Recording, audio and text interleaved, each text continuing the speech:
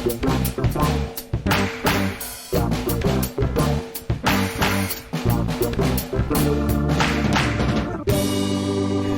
welcome to Star Wars Spelt Out. I'm your host, Josh Chapman.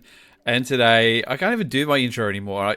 Maybe I just can't invite these guests on anymore because I'm just getting mocked at the time. I think this is going to be a little bit loose this episode. This is loose like a night before celebration recording in a pub kind of thing without all the alcohol. But May 4th Eve! May 4th Eve! It is May 4th Eve. I actually got asked. Someone was like, oh, so what are you doing for Star Wars Day? And I'm like, Star Wars Day is kind of like more for people who don't celebrate Star Wars. It's sort of, I don't know. Every day is Star Wars Day. I don't know. Somebody at work asked me this. Actually, before any further, we've got Catherine and Matt here. Hi, guys. Hi. Hello. Hi. Yes, there are Star Wars decorations up in the junior school and senior school library. Oh, really? And the jigsaws that the kids do in both libraries are Star Wars jigsaws. Okay. So, yeah. But I did ask. I don't get the day off. Oh, no religious holiday? Did you put Jedi down in the census as your religion? I should have. But, yeah, I don't get it off as a day off, which I just think is rude. Yeah. Well, somebody at work did ask me saying, what are you doing for Star Wars Day? And I was a bit like, I kind of had Star Wars up the butt for like weeks on end. It's nice to take a little bit of a break, and the podcast has been on a break. Was on a break last week, basically because I got COVID. Pretty sure I got it from the Mandalorian screening that I went to. Really? That seems to be the most likely culprit because friend of the show, former guest Peter Hodgson, who's been on, he got COVID as well, and he was at the screening. Although the people I went to, everybody there, nobody else got it who I was sitting with, so who knows? I mean, I was on a long-haul flight the day before, so who knows? Who can tell? Oh, please, you were patient zero there. You brought the disease into the stadium. Oh, you think I infected the whole Mandalorian group, you are patient zero for sure. Oh, well, nobody, I sat next to a couple of friends and neither of them got it, so they were, but who knows? We'll see. Potentially. Well, I mean, there's no annual day off for me either. I am the resident Star Wars dork for my work. They even included something in the training module. It says Matt is a shareholder in the Mos Eisley Cantina, a drinking and dining establishment in the desert. Does he need to lodge this as a conflict of interest in our business? That sounds like how we write questions on tests and things. Very subtle, hints at Star Wars. That was an exam we had to do. That's a pretty poor investment. In my way. I think if you're investing in the Mos Eisley Cantina, I think that's a great return on investment, really. But I know it was busy on that one time in Star Wars, but every time they've gone back to that, there's been nobody in there. Well, it's not. It's some shady stuff happening at the back that you don't know about. Yeah, right. Hey, Matt, can you do me a big favor, mate? Can you put your microphone in front of your mouth? It isn't. I'm sick. All right, you know what? I'm not going to shame you anymore on the chat. I'm just going to ask you flat out on the podcast. Everyone knows what we're dealing with. God. Sorry. Oh, God. It's that kind of night. It's that kind of night, everybody. It just shows. I mocked your intro 2 times in a row, and this is now I'm just getting publicly shamed. How many podcasts have you recorded now as well? I don't. It's not amateur hour here. We're a well-oiled machine. So thank you for coming on, guys. Obviously, you two are the constants on the Mandalorian review, the Man on the Run season 3 reviews that we did to great acclaim. Things got a little bit sporadic towards the end there during celebration, and I think we did one at the pub. Catherine and I did one, I think, over Facebook. Was it like Facebook Video Messenger or something like that? Yeah. The day I got back from like Lisbon at like 8 in the morning London while time. you were like packing to go or something. Yeah, I think that was the morning that we were flying out. Yeah, it was actually. Yeah, that's right. We were in London about to fly. Well, I wasn't about to fly back. We had to vacate the flat in about an hour and a half, and I'm like, I got to get something out on this thing. And yeah, we did one at the pub with sort of the whole crew before celebration, and then when I got the day after I landed back in Melbourne, Matt and I wrapped up the return after I saw it. Oh, that's right. Our little lunchtime session. Yeah, no, that was done in the evening. It wasn't done at lunch. Oh no, it was all right. It was during my lunch break, so that's legitimate. That's okay. So yeah, it seems only appropriate that you guys are here to sort of wrap the season up to do the roundtable on this. Unfortunately, Dale couldn't be here. We did extend an invite to Dale, who's been on a bunch of times, but he's got a social life, so he had stuff to do, I think, so he couldn't make it. But maybe next time. But I don't know. 2 weeks out. How we feeling? Is it something we're thinking about? Is it something we've just sort of forgotten and moved on about? Catherine, do you want to kick us off here? Yeah, what happened again? They've got Mandalore back or something. Yeah. He adopted him officially. This was the first season of a Star Wars TV show that I didn't go back and rewatch every episode of.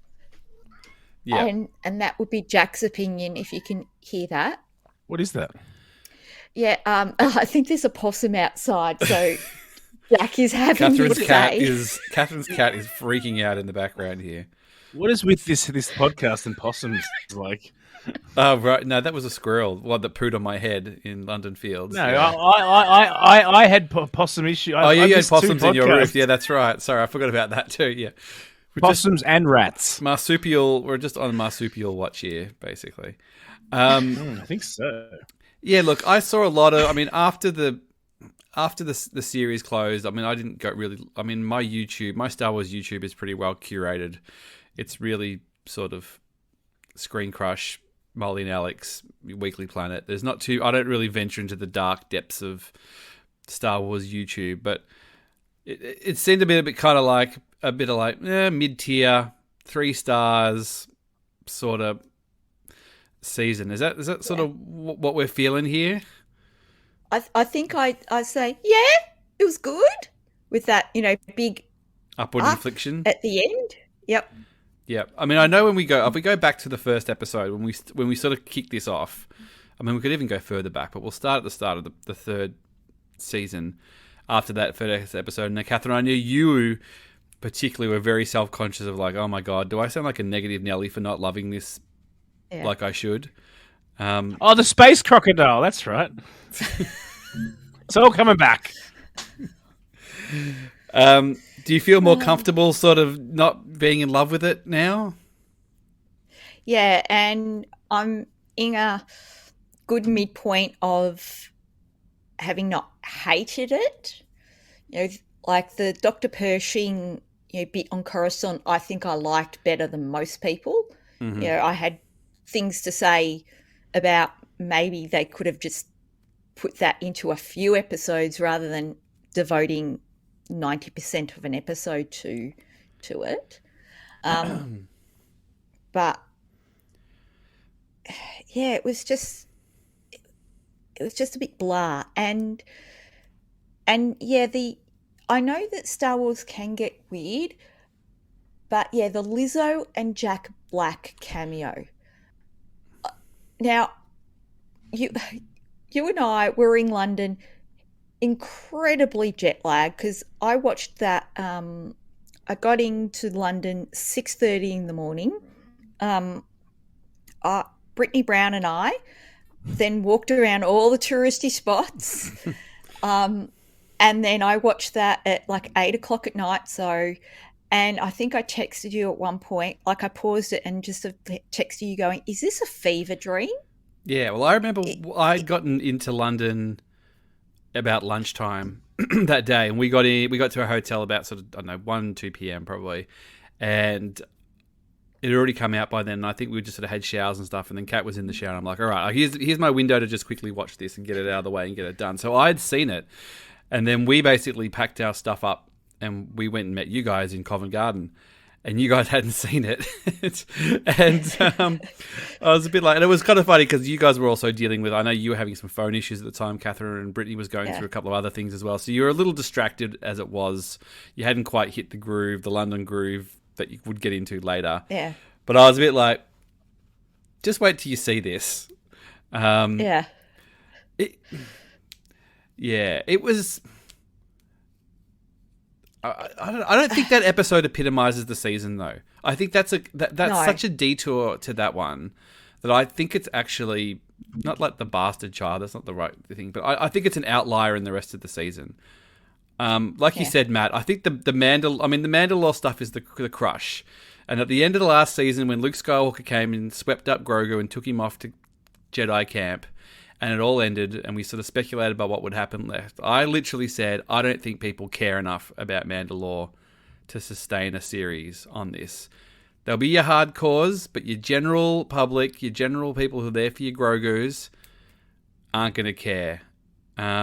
Matt, you watch Mandalorian every week with a casual Star Wars fan, your wife. Does your wife care about Mandalore?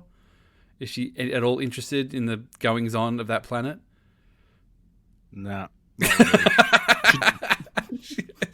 She liked it. She thought it was okay. Is that when the eyes start to glaze over?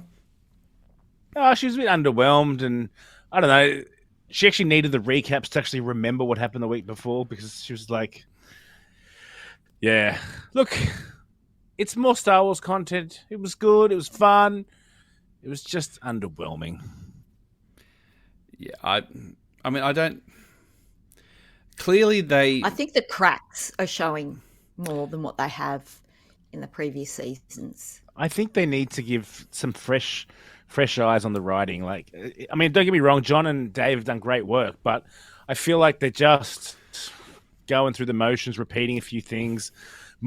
Chuck a monster here, let's do this story, and it's just becoming a bit repetitive. It needs to get back to the crux of the show, which is Grogu and Din. They're the heart and the crux of the show.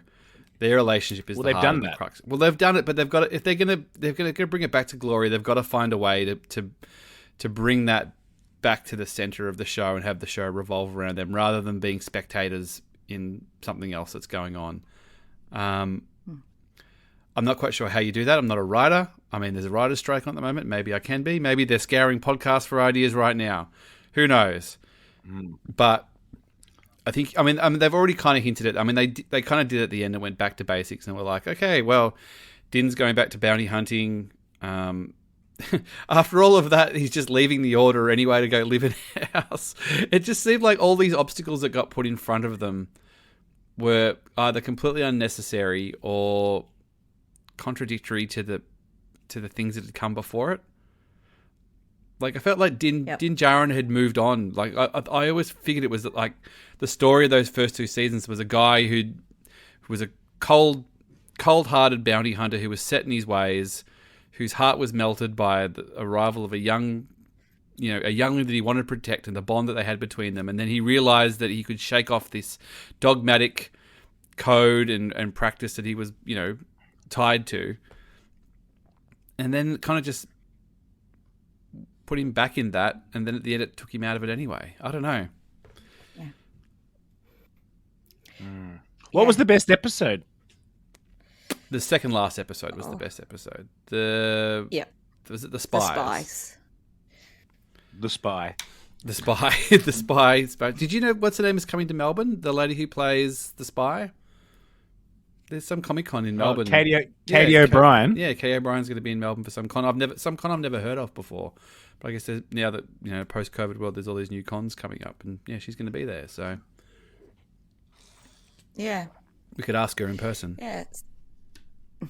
Well, did you read about what the spies actually meant, or they think what it was? Yeah. Look, I get that. I had a whole discussion with Matt from Blue Bantha Milk about that, and he was saying, it's from the an ancient Hebrew thing. It's a biblical thing, and I'm like, that's great, but like every other episode of every other series is like the gunslinger, the Jedi, if they're gonna. He goes, oh well, this series it's a little bit more, it's a bit more cryptic. I'm like, well, there was an episode called like Guns for Hire. Guns for Hire. So it either is or it isn't. Yeah, the Mines of Mandalore. Like, okay, maybe there's some of them have got slightly double meanings, maybe a little bit, but it just, I don't know, whatever.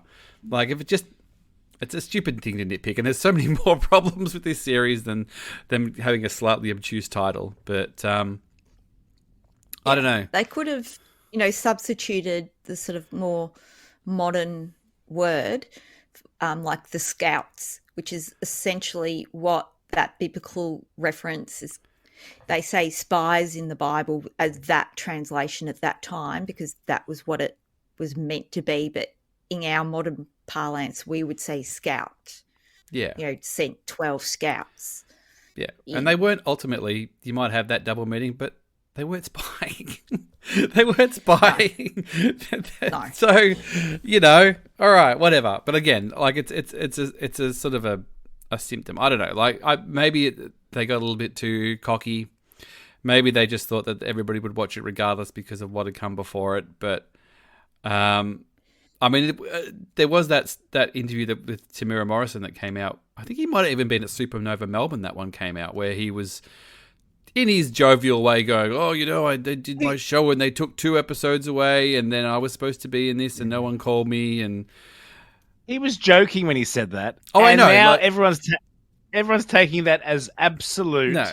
Because the way he talks gospel. about it, he talks about it like it's a personal, like he takes it personally because he can hear it in his voice and get the tone. But at the same time, he gave a little bit of insight that it seemed like they had, I think when he signed off on those scripts or those, told them what it was going to be, there was no Grogu Din Djarin episodes in there. And I think that all changed. Yeah.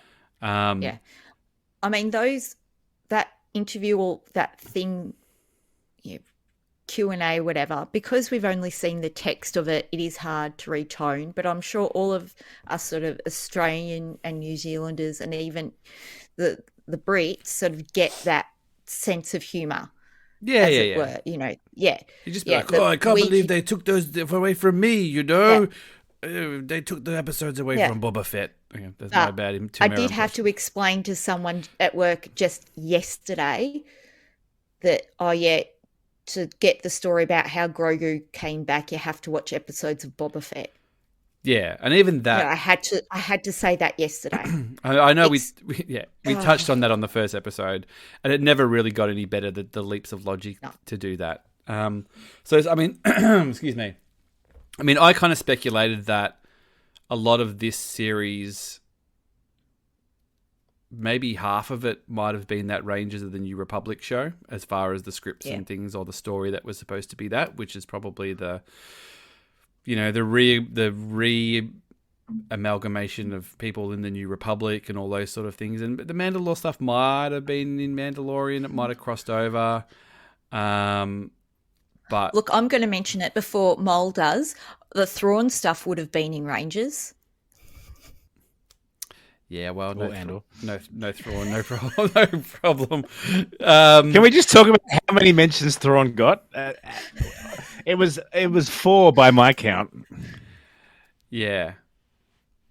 Well, at least that's a little bit of focus. Like I think we spoke about this, Matt, when you were on last week. That I think Ahsoka will be way more.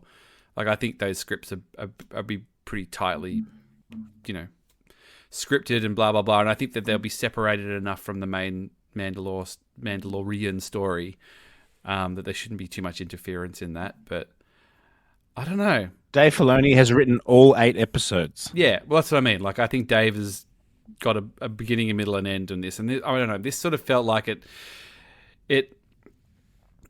Yeah, I don't know. Grab bits from all over the place. Like it's sort of when, okay, we've got to grab a bit of this. We've got to get these two back together. And I don't know.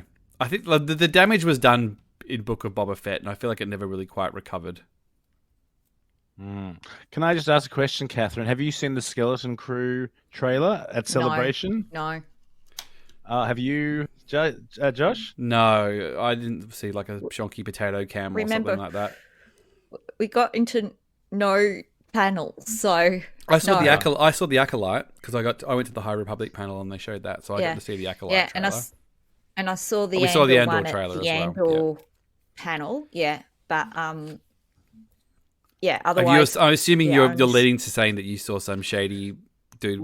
Well, it's been said that Vane the pirate is clearly seen in the trailer for Skeleton Crew. So I'm giving you this open forum to apologize for my alleged pirate Skeleton Crew. You were talking about that pirate, though. You were talking about the pirate captain. Yeah, I'm sorry. specific about He the falls captain. under Gorian Shan. He's one of Gorian Shan's pirates. You were talking Moss Nass. You weren't. No, I said the pirates. The pirates, not the spy. The pirates. It's the plural. I have to Anyway, go back to the game tape on that one. sorry. Whatever. Okay, the pirates are in Skeleton Crew. Eat it. That's fine. As long as it's good, I don't really care who's in it. All right. Well, so where did we go? We started off. We went to the crocodile. The crocodile. Yep. So there. Yep. I'm not going to recap every episode. I'm just trying to work through what happened. So they basically Din and Grogu were back together. Yep. And they went back and the birds and the crocodile the same episode. No, the birds came later. So yeah. So the first episode was the crocodile was going back to see Grief Karga, and he'd taken over the town. The pirates turned up. They run the pirates out of town. Yeah. He was wanting the part for IG-11. Oh, that's right. IG-11 came back too. So they undid all of IG-11. They brought all that back too. Yeah. Okay. Second episode. And then Bo-Katan is sitting on the chair for no reason in her castle, waiting for guests to arrive and looking really. Was that episode? You know. Yeah, that was the. Oh yeah, it was, wasn't it? Goodbye, Din Djarin, and that was like. Yeah. So second episode was the Mines of Mandalore. Is that correct? So that was. He went to get R5 and then went to Mandalore, and that was like creepy. That was pretty good. That was all right. That wasn't a bad episode. Yeah, that wasn't too bad. So that's when we get captured by the spider robot. Yeah, by General Grievous, as we all know, as General Grievous. And then the whole thing. I mean, the significance of that was obviously the dark saber changed hands, which we theorized on this podcast. And actually called correctly that was the moment the Darksaber had changed hands. So that was the significance of that. And then does he get in the water in that one? Because he does the... Yes. And that's the mythosaur. That's the mythosaur, yeah. He jumps in and she sees it, but he doesn't. Yeah. Okay. Okay, so third episode is... The Convert. Yeah, so they go was that the to her planet. And they get chased by TIE interceptors. Oh, that's right. And then we spend all the time with Dr. Pershing. So then we spend all that time on Coruscant. Yep. Did you see I was going to send you the Binging with Babish cooking thing, Catherine, where he made the glowy icy poles? Like he cooked them for real. Yep. But we basically just got a glow stick and stuck it in an icy pole. It wasn't actually as groundbreaking as I thought it would be. Yeah. Okay. Yeah. So that was. Then at the end, they go to the planet of many beasts that will kill you and eat you. That's right, and then everyone, Din's redeemed, and Bo-Katan was redeemed because she went to save him. Oh, yeah, and they got taken. They hugged it out, and she hasn't taken her helmet off since. Yeah, gotcha. So then the next episode was it the Foundling? With the bird eating the 32-minute Foundling episode, the one, short episode, and that was the one with Ahmed Best rescuing Grogu. Yeah, that's right. Yeah, that was great. That bit. Keller and Beck. Yeah. And Carson tracked them with R5. Was it? Yeah. Or was that the next episode? Yeah. No, that must be the next episode. That would have been the next because then, that episode was the one where they went on the bird hunt after the bird got... Ragnar. Yeah, so that was that episode. So that was... Yep. And then that ended with... Did that end with Bo-Katan taking... No, she's kind of just... getting established herself as... armor. Yeah, she gets the new bit of armor and says that she saw the mythosaur and they're like, that's nice. Yeah. Which again didn't really. Again, we'll get back to the armor in a minute. So that was that episode. What was the episode after that? The pirate yar. Oh, the pirates That's come when, back. Yeah, Grief Karga puts out the call, asking for people to come and help him.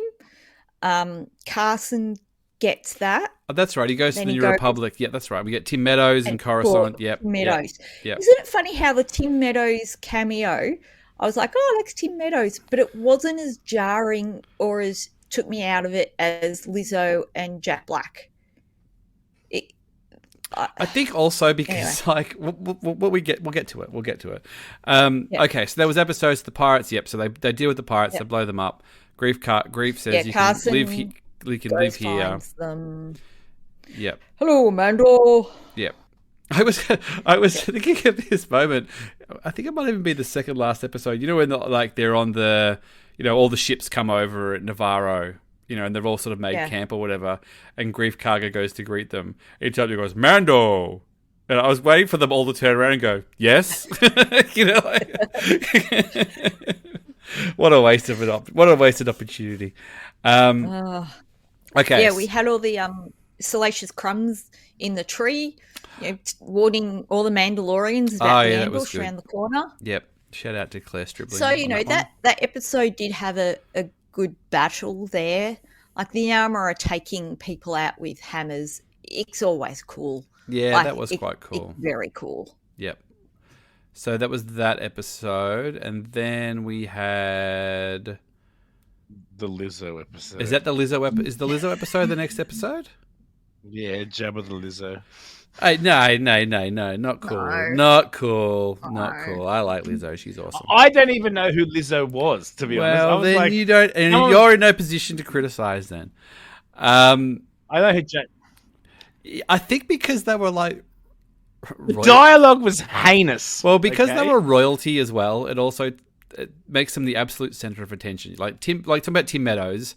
I mean, he's not as famous as Jack Black or as Lizzo, but he was just playing a guy in an office. So he was just sort of serving a purpose. They were the absolute center of attention. And it was kind of like, like when they knighted him and they were playing like croquet. And why did they knight Grogu? It just felt like, we want you to do something cute with Grogu. So they just did it. I was like, did they have a lot of weed when they wrote that episode? They must have, I don't know. I just don't like how Star Wars is something you can opt into if you're famous enough now and want to be a part of it. We'll find a role for you. I don't know. Who knows? Yeah. I might become famous one day, and that's my only way into Star Wars. So I'm going to. I'm going to opt in too. Just in case. Despite all the sort of weirdness and cameos and things, a completely unnecessary detour that really had no impact in the story whatsoever. And basically, they were just like a little side adventure. And I kept watching it going, at the end of it going wow, this is actually, from a set design point of view and effects and everything, it looked like it was quite expensive. I'm like, why did we go here? And why did we spend all this money to do this episode to end up, they've absolutely contributed nothing to the wider story. All it was to then get permission to go and visit the Mandalorians who were camped outside the city, wasn't it? Yeah, the funniest thing, I saw one of the angry reviews, and the guy was like, all this for an effing meeting with Mandalorians? What is going on? Yeah, and in any other world, you could have just been like, we just turned up and spoke to them. It didn't necessarily need all the shoe leather. It could, I don't know. Yeah. It was... They basically had a thing that they wanted to do, and they basically just plopped this sort of reason at the end of why they needed to do it this way, and you just got a little wrestle between Axe Woves and Bo-Katan at the end, and then that was good. That was pretty cool. Yeah, but they could have. I don't know. It could have been.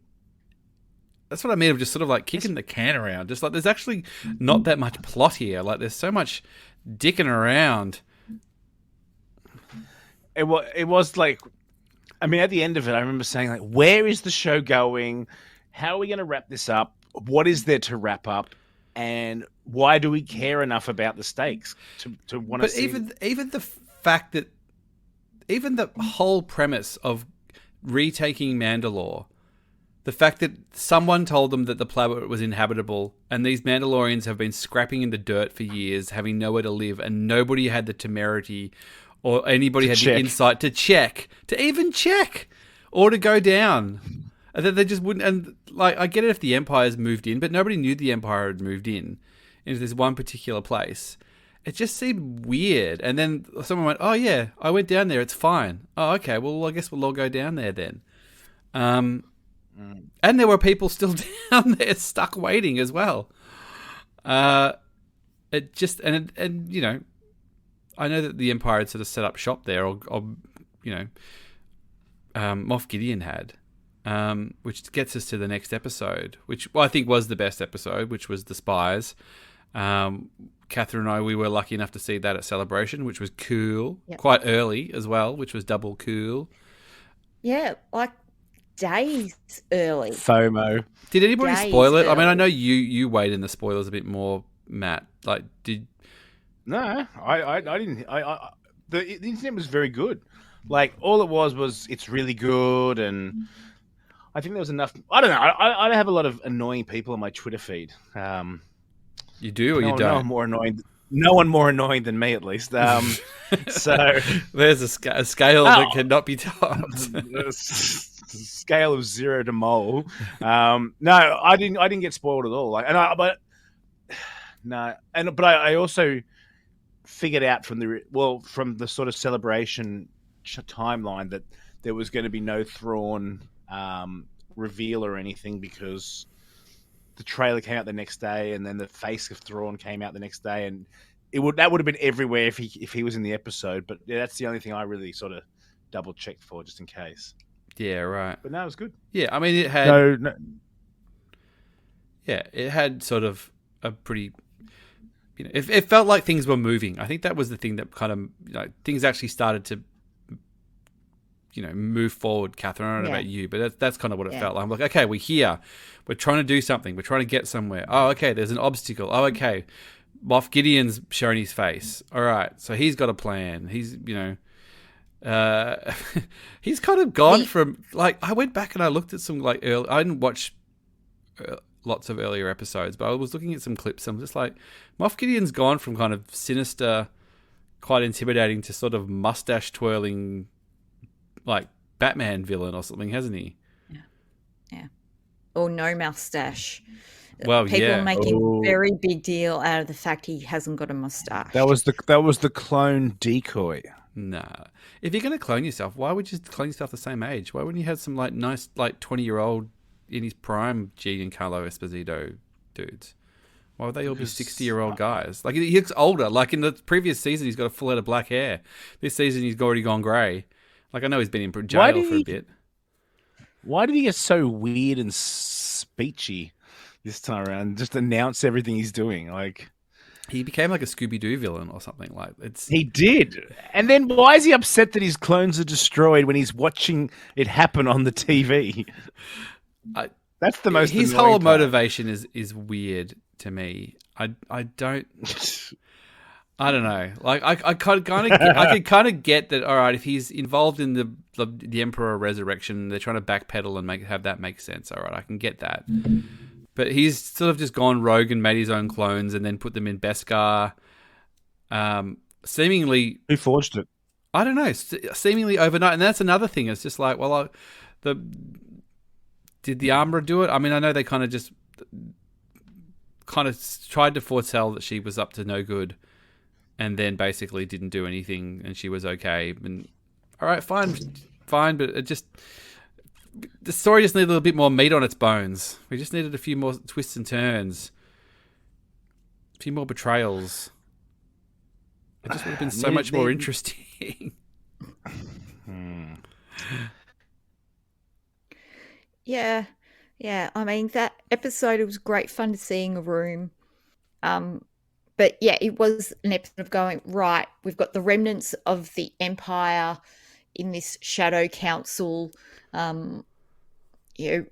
What's his name? Hux, played by the brother of Domhnall Gleeson, which was a cool bit of casting. That was cool. Yeah. So it was all coming together, so you could kind of go, oh, this is a cool bit of story, for the next bit or next season or whatever. So, I think we left that screening on a high. I looked at you and I said, oh, Hawes is going to love the episode. And, oh, that was a really good episode. That was really good. I'm really happy about it. And then, that final episode, it was fine. It was good action. God, I'm really... Yeah, it was good. I don't know. It kind of... I was saying, I can't actually pinpoint what was actually wrong with it, and I don't think there actually was anything wrong with it. It just sort of kind of was safe. It was safe, but then it just played out to a conclusion where you're just like, well, I guess they got what they wanted. And I guess it finished like a Looney Tunes story, like. I think for me, there's probably no emotional big thing of the season, even like no, because the emotional core of the show had been completely pushed to the side. Yeah, at end of season 2, I was sobbing on the floor in a ball, sobbing. I think I recorded myself and sent it to Steele of how could they do this? And then even season 1, it was emotional of IG-11's sacrifice, and then Darksaber. Yeah, which was a ooh. But the emotion of that, then that's where we found out Din's name, and his helmet coming off in IG-11's presence to heal him, but how battered he was, like the toll it's all taking on him. And in season 2, we see him taking his helmet off, like making that choice to take his helmet off to save Grogu in the Bill Burr episode, and then at the very end to see Grogu with nothing in between them, like to say goodbye to Grogu with his own eyes, say goodbye to Luke Skywalker. Yeah, and Luke Skywalker. Yeah. And then season 3, there was not that emotional hit at any time. And even the moments where it was possible to do that, like even they actually set that up. Like they took Din Djarin away and had him captured, and didn't even pay that off, and for no reason. There was no payoff. You could have resolved the conflict between Moff Gideon and him, and had some reason for him wanting to get him specifically.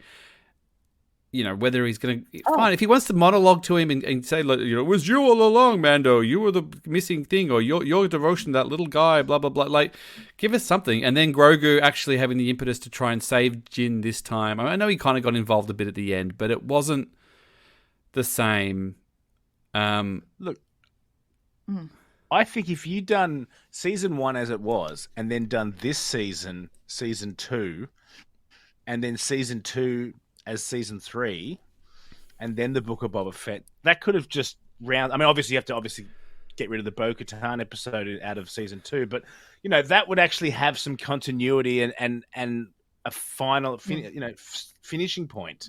Where that's the thing, it's so hard to come back from. That was a monumental high peak emotional, everything. That Luke Skywalker moment was everything a certain section of the fan base wanted for 30, 40 years to see. They saw it. They loved it. Other people were just like, wow, that was great. But, I don't know how you top that. I don't know if you can. But as good as that was, like Catherine said, the emotional payoff of Din and Grogu was still the moment of that. Like, Luke was still a observer at that crucial moment where he sends him away and takes his helmet off, and that was still the payoff. Like, I think you're right. Like, I think you could have put this season in front of that, and like, I still think that was the perfect ending. You could have had this whole season in between of Shoe Leather and Mandalore, and basically came back. Because like you were talking about Steele before. He made that point of going, have they literally undone everything that ended at the end of that season 2 now? I think so. Like Grogu going away, IG-11, Moff Gideon, all of that, apart from Cara Dune, who mysteriously died on her way to her home planet. But no, she's it's a Poochie's joke. She's Black Ops now. Oh yeah, that's right. She's Black Ops. Sorry. Somebody was suggesting that she was on that ship that Moff Gideon was on when they sprung him, and like that's her like hand, like this is like dangling in the thing. I'm just like, oh well, I guess if you could, whatever. Hey, look, she might have made the right choice to get out while it was getting good. She's like, I was in the 2 good seasons of The Mandalorian. It went downhill. Jokes on us, yeah. Jokes on us. You know, Gina Carano was the smart one. But also, no one's saying that. No one's saying that. I agree with the criticism that I've sort of heard throughout that Bo-Katan didn't make many active choices. Like, she was sort of fell into things. Like, she didn't choose to be part of the convert, whatever. She was just fell into it and went, oh, yeah, okay, I'll go along with this for a while. She didn't make the choice to destroy the black saber for the good of Mandalore. It was done. Yeah. You know, it wasn't her choice. Like, very little was her choosing, and that's... But it also speaks to the fact of, like, why was nobody proactive on Mandalore? Like, why wasn't she proactive on Mandalore? She seemed to just assume that you couldn't go down there as well. She seemed so hell-bent on running the place. Didn't even bother to step in and check. She was, like, living just, like, above it. Didn't even bother to check in. It just seemed like a weird... Like, I just think that's such missed opportunities. I mean, I know we spoke about, like, when we first started this, it's just like, if they find out that Mandalore's habitable, that could be really interesting, because then you've got this rush on Mandalore, and then all of a sudden everybody's converging to get there as soon as possible, whether it's the Mandalorians or the Empire or whoever, New Republic and whoever else. But even that didn't really come to fruition. I mean, I know there was a nice little twist that the Empire had already set up shop there. I thought that was quite cool. All right, at least he's got some kind of plan going. But at the same time, you're going, well, was that his plan all along, or has he done this in the year that he's been sprung from jail? Like, it didn't seem like that was anything that was on his radar before that, or has he just got little things all over the place? I think he's got little things everywhere. I think that it's been going for a while, because he was there when they took over the Night of 1,000 Tears, got the Darksaber, betrayed her, and then kicked them all off, and then started mining Beskar because of the resources there. I mean, he was the one who... And then so he's blown into pieces, set the, it's now sand, don't come here, your homeworld's gone, spread the word, I guess. And killed all as many Mandalorians as possible, so to keep that base there. To make emperors. Is he done? Is it Dunskies? Does it pivot to your boy Thrawn? It feels kind of like you can't. I mean, it feels like you can't go back now. Really, is that? It would be a backward step. Like you want that forward momentum going towards Thrawn, even if he's encountering other warlords, to sort of start to piece, because he's now in the Outer Rim, so he's almost collecting information of these warlords. They're more coordinated than what you think.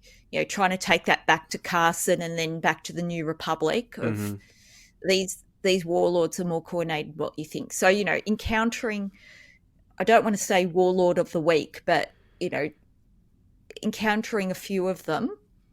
Because let's face it, some of that casting also, they're not just there for that one-off hologram scene. They're going to come back. Yeah. We're going to see them. So was it Xander Berkeley? Is that the name? Guy was from 24, who's one of the known from the books as being Thrawn's... Palion. Palion, yes. Yeah. Good cast. Matt's like, you're talking my language now.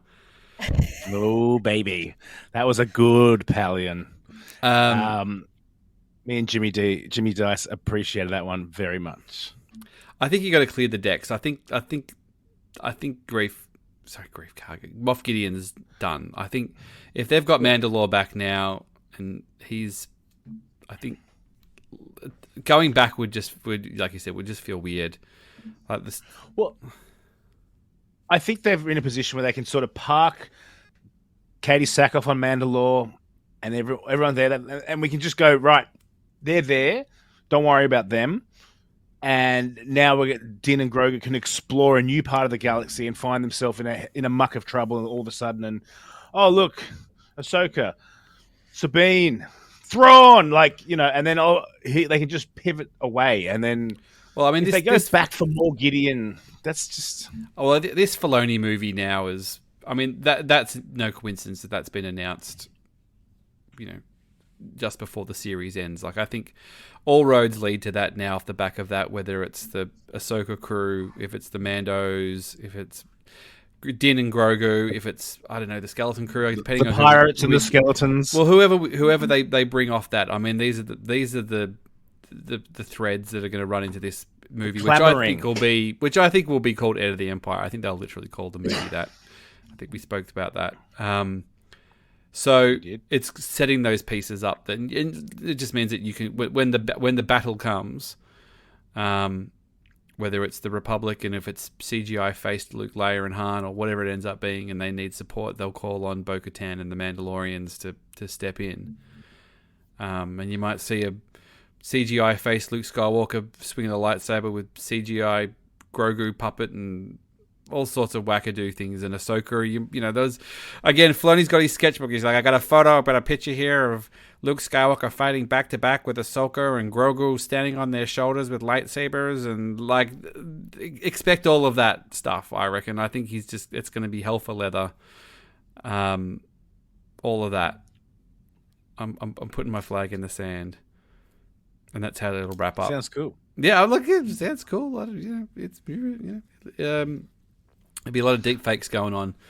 Come on, Josh. You know you'll be there at midnight watching it. Okay. Yeah, look, I'll go. I'm still this again. 12:01 for sure. I feel like I'm being too down. I mean, there's still some. When this show gets in the right frame of mind and it does the things that we want it to do, it's still extremely. It still soars. There's still great moments in this series. Absolutely.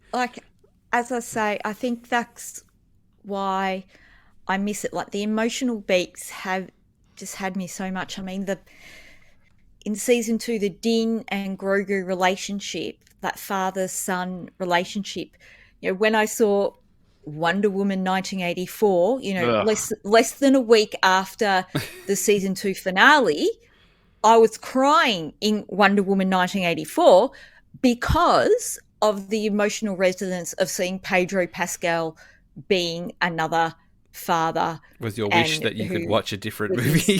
That was my wish. I thought everybody's wishes came true in that thing. Yeah, no, I know what you mean. Yeah, have you watched The Last of Us, Catherine? Out of interest? No. Right. Oh wow. No. Yeah. If you need Pedro Pascal as another daddy, there's your. He's now just the man who takes children anywhere. Not even a real dad as well. He's just moonlighting as a dad. Not even a real dad. I don't do zombies. I can't. Yeah, that might be it. It might be a little bit distressing, I think. And I heard that in the first few minutes, there's a dog might die, so I can't. I'd have to rewatch. A dog does die. I'll say one thing though: if this season of The Mandalorian suffered because they took story threads out of it to enhance Skeleton Crew, to build a platform there, to enhance the Ahsoka show, and at the end of those two shows, we are at the precipice of something really awesome that's going to set up a movie. Let's just reserve judgment there, because I mean, it's definitely spun off those three shows. So I feel like some of the quality and some they've had that, I don't know, don't you also hear those rumors there's been involvement and meddling going on? Where do you feel like in this season that stuff was put in that you may not have been there or changed? Filoni and Favreau controlled everything. They're the ones who made the changes to Book of Boba Fett. Basically, look. Yeah, I think they basically panicked after they wrapped up that season 2 so good that they panicked and went, I don't know whether we can do a season 3 of Mandalorian and not have Grogu there. So we've got a quick, smart do this. We're going to put. Oh, we can put Mando. I mean, maybe Mando was always supposed to be in Book of Boba Fett, just himself. Look, I think yes. I think Mando was always going to be in Book of Boba Fett, but the Grogu part, I doubt it. There might have been mention of Grogu, or where's the kid type of thing, but yeah, I just feel like that was the running thread. That who was going to shut down the Rancor? You could just walk off. You could just rid it off somewhere. Like, it didn't need to necessarily. I don't know. It wouldn't want to pull another one of these out again. Season 4 is really going to have to get its focus back. Yeah. And I think Ahsoka will be good. I think Ahsoka will be good. I think Skeleton Crew will be different. It'll be its own thing. And again, these are new stories with all new characters or, returning characters, their own crew. There should be enough juice in there to not have to, to be able to sustain an entertaining season of TV for both of them. I think it's just what they've done with these characters is, they resolve them in such a satisfying way as where do you go from here? And they've kind of gone back to form now. Do you do Monster of the Week? Do you do Mission of the Week or Bounty of the Week? Again, I don't know. I think they've just got to start getting into some interesting places. I think they've got to play up the tension on Grogu, or what happens when you take a Jedi student away from his master who's too powerful. And I think that was a missed opportunity this season. They could have literally had him come in and have them all suspicious of him and, played off that. And I'm surprised that at no stage did, if Grogu wanted to defend Din, so say when Din Djarin was taken by that thingy, robot-y thing on Mandalore, like was Grogu like tempted to force choke him? He's still in the car, wasn't he? Did he leave him in the car in the ship? No, he was. Was he down there? Well, he. Oh no, because he sent him off to go get help, didn't pram. he? Yeah, he was in the little pram thing, the bubble. Yeah, I don't know. Like, I know he's still just a little, he's supposed to be a little kid and all this kind of thing, but you did a weird thing to take him away from his Jedi training. Forget, he was forced choking Cara Dune in the first season, and they've never gone back to that glimpse, that little hint of he did something that we consider dark side. Because that was in defense of Din, because he thought Cara Dune was hurting Din. And he is now seeing Din Djarin in real danger. And, was he ever tempted to do something like that? I know Luke taught him self-defense or defense only, and that's what he did in his fight with the Praetorian Guards. It was all defensive. But, will we see little flashes again? And let's face it, his training is unfinished. I mean, yes, he had training from back before the Purge of the Jedi. Well, even then, they went to all the trouble to course. Yeah, I mean, they did the flashback and showed that Ahmed Best had rescued him and all that sort of stuff like that. And they did, but even then, they missed a beat of just like playing off the trauma of that and how that affects him and what he does and how his behavior is, and even that was sort of like a wasted opportunity as well. But we saw a little bit of that trauma in that, with the noise of the armorer. He looked super upset. Yeah, it brought back the memory. But then nothing really, it could have been that he, went mental or blur or broke something, and then they all become suspicious. So it just didn't. Yeah. It just left too many interesting ways that they could have taken it off the thing, and just like you said, Matt, just kind of played it safe. It just seemed more of a means to just drop that flashback in. I think that's the thing, that it wasn't a bad season, but we all feel like, that's it. There was like, we feel a bit let down that there was all these interesting things that didn't get pursued or just got dropped. And so we're all a little bit let down or disappointed by, these interesting things not being picked up. That it was the potential. I mean, it was like, they were Yeah. saying footy potential is a terrible word, but it was the potential of where they could have gone and what they could have explored was sort of just left on the table, I think, which is a bit of a bummer. I know there's always people who sort of fawn over it regardless. It's just like, well, you just have to, but it's like, well, we're as fans, we're allowed to have expectations, one way or the other, whether we like something or not like something or whatever. But Pedro didn't have his mask off at all, so he wasn't on set. I don't think he for was a on single set day. of all of it, no. But I mean, even he, He even scrapped it in. yeah, just did it in his toilet, just in his closet. He was too busy picking out some shorts to wear for the Met Gala. So yeah, I don't know. I don't think the shows. I don't know. We'll see if that season hurts them. I think they'll be very well aware of some of the mediocre reviews that have come back. I think they'll be very aware of it, which is sometimes you need to have that off season. Sometimes you need to drop the ball. You need to drop it out of the 8, and rebuild and come back stronger next time, I think. But I mean, who knows what'll happen?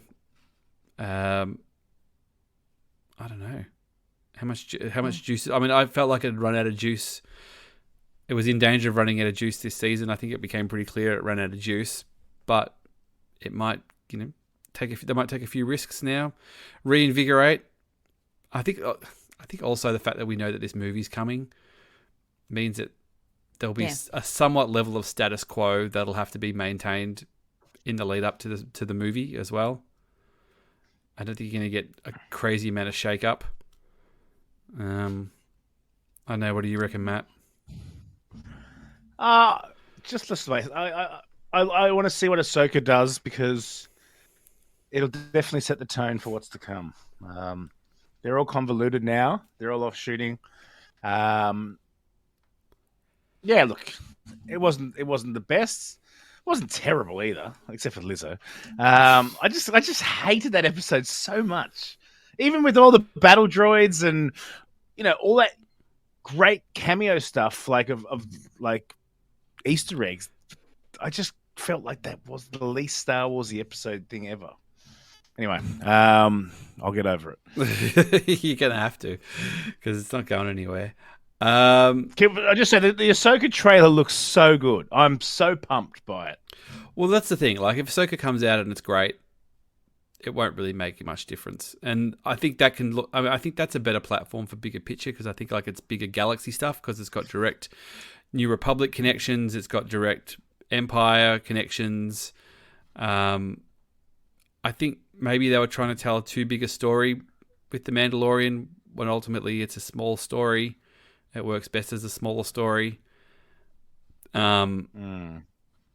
I think the Ahsoka one, you can tell that you can lead up that larger story. I don't know. I don't know enough about Skeleton Crew. That feels like it's a smaller story too, but it might allude to a bigger story. Who knows? Is that due this year or next year, Skeleton Crew? I think it's going to be December this year. So Ahsoka, Ahsoka's like a couple hazy of August. Is Ahsoka? Yeah, August. Yeah, August for Ahsoka. Skeleton Crew, they haven't said exactly, I think, but I think December, Alex January was thinking December, January, very late December. It says 2023 USA. It'll be December. It'll be like December 31st or whatever it is again, like Book of Boba Fett was. Yeah. And then Andor. 29th of December. Yeah. I mean, how weird was it? The last week and a half has been the first week without any new Star Wars content since the year started. It's been pretty. Yeah, that's interesting. There's no Bad Batch either. Well, Visions season 2 comes out tomorrow. Oh yeah. Actually, it might be. It's not out now because it's May the 4th. No, because we're ahead, aren't we? No, so it'll be later. Yeah. Yeah.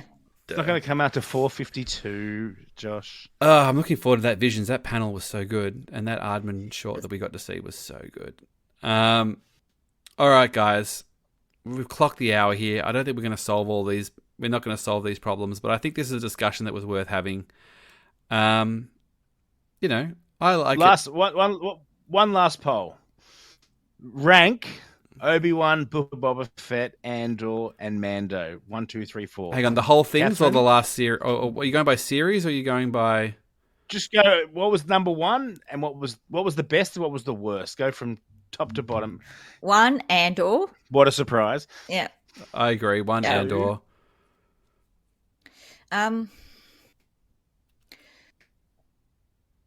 I really enjoy Kenobi.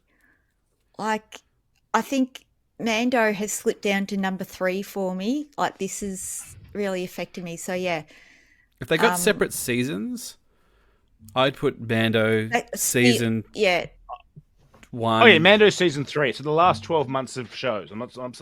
Oh, okay. So we're just putting Mando seasons in there. season 3. Well, I go Andor, Obi-Wan, Book of Boba Fett,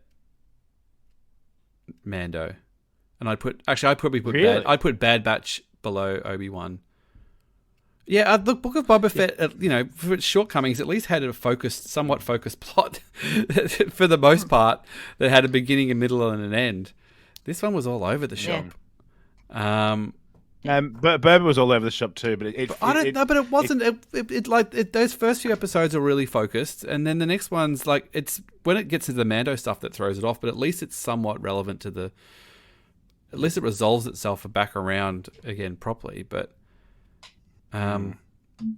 yeah. But if you put Bad Batch in, I would put Bad turned Batch. me around. I put Bad Batch just below Obi-Wan. Yeah. Yeah, like the lowest point of Bad Batch this year was that racing one. I liked that episode. That was good. Hey, don't knock my boy John Raffio. He likes my photo. Come on.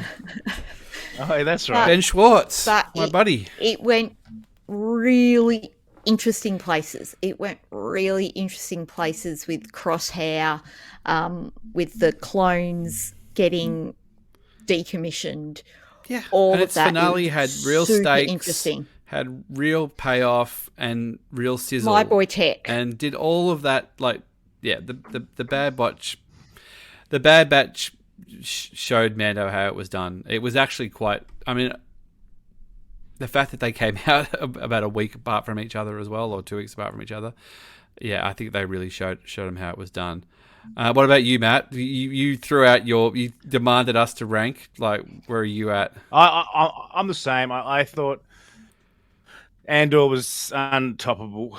I actually watched the finale of Andor and just went, oh, that's how you do it. That's how you finish a season. And it's like, God, that was good. And then I constantly text Frosty. I go, is Catherine Kneen just way ahead of the curve? How did she get us so right? How did she align herself to the best She show? hitched her wagon to that star very early, and who knew? And I'm telling Frosty, this season was so bad that we have to make another song. Yeah, it's worthy of another song, but he's refusing. Yeah. I've got to not come coming back back on. We've got to do Pepper. Scheduling has been difficult. You think it'd be easy enough to carve in half an hour out somewhere, but anyway. All right, guys. We'll leave it there. I'm not sure what we'll do next, or what we'll talk about next. I haven't really thought about it. Maybe Visions. I might give you guys a break. Well, we've got to do a proper celebration wrap up at some stage. I might try and get Turbo and Andy on to talk about that. And whoever else wants to be on. But, yeah, thank you so much, guys. 3 Men and a Baby Yoda podcast, that Geek Pod. Go listen to those when you can. Yep. I'll try to... For Mandalore! Even One way out. One way out. Something on your mind, Matt, before we wrap up? No, I'm just remembering One Way Out in Andor and how cool it was. Yeah. That's right. Everybody, after listening to this Mando season 3 recap, be sure to go home, go watch Disney Andor. Plus, and go watch Andor. Actually, last question: the running of the Narkina 5 prisoners. Did you see it live, Catherine? And on a scale of 0 to Matt Mohl, how awesome was it? It was incredibly awesome. Like, it was great. It was fantastic. And they did it in the panel as well, too. Yeah. Oh, that's right. Diego Luna went into the prisoners. Yeah, like so they were all at the front, and then at some point they got them up on the stage, and yeah, Diego had a photo with them, and so they'd get they'd call out on program, so they'd all stand up, put their hands on their head. How did they get was it just a bunch of people who just said, hey, wrote to Celebrate and said, hey, we're all going to dress up this day, can we have front row seats to the Andor panel? And how were you not how did in you there, miss Catherine? that? Yeah. That was my second question. You didn't have a suitcase with Did you speak to any of outfit. them, or did you say hello to any of them or anything like that? Just... No, just I think random yelling one way out to them. Like when we were walking in the first day, I think I saw a couple of them, and that's when I yelled one way out. You should have actually quizzed them and be like, so what's your deal, guys? Like, are you like a group? Are you like a... I'm surprised you're not the leader of the Narkina 501 ST. Yeah, the Melbourne division. Yeah. Oh, you should be the divisional leader for sure. And there was definitely a group of them near the live stage when Andy Serkis came out, and he had them chanting one way out, and... Yeah, because I get like all the as the Mandos are a group and stuff, but this was like a new thing, so I'm not sure what the official capacity was. But anyway, if anybody's listening and knows more about this, someone tell Catherine. Good teaser for the celebration wrap up there. That's just well, there you go. Snippet of what's to come. So somebody could tell us before then we can get to the bottom of it, or if you want one of them, just let us know. All right, guys, thank you for your time. Thank you for talking into your microphones. And we'll see. I look forward time. to you catching up with your French celebration friends too. Okay, see you later. Bye. Bye.